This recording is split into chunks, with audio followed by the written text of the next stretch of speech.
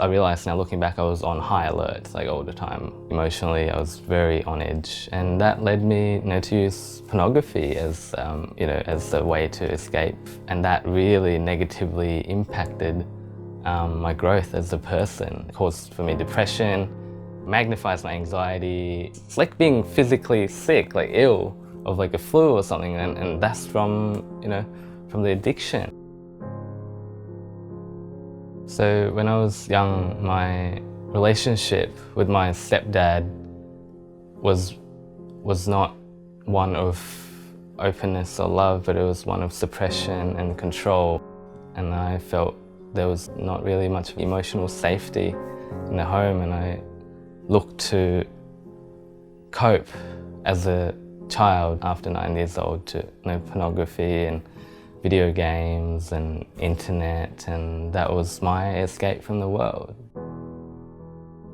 So when I moved to Coffs Harbour to start a new uni life, the pressure of uni life can get so intense that with all the stresses and the assignments due, there was suicidal thoughts and feelings, like that like feeling if I can't cope with this, and a bit of a lot of that is due to perfectionism and anxiety that is within me. But I've found a way to really cope with that, and that's through connection with other people, my closest friends. I call on a couple of them, and the support from a therapist as well.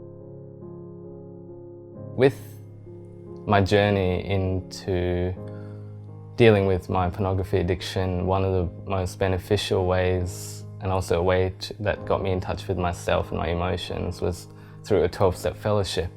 And that really allowed exponential growth and healing.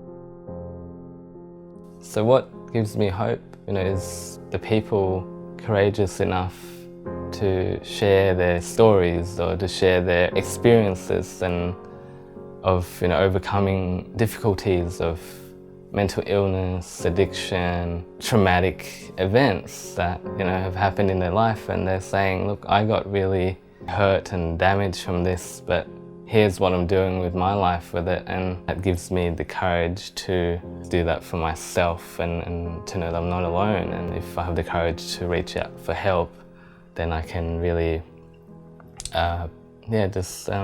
break, I guess, the stigma. Part of my journey really is to be loving and kind towards myself, and no matter what I'm going through, mental illness, addiction, fears, trauma, I like to practice embracing myself in that, and really honouring my human experience, and acknowledging that everyone goes through tough times, and to know that I'm not alone here. I can ask for support, and I just like to keep on pushing to end the stigma of addiction or mental illness. So we need to make it more known that a lot of us are suffering, and by creating a safe space for ourselves and others to share these things, we can come closer to self-love.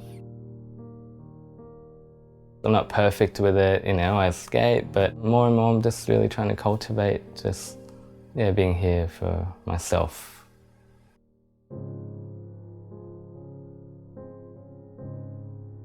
If you want to show your support for the project, please share this and subscribe to the Being Here YouTube channel. It actually makes a big difference. Thanks.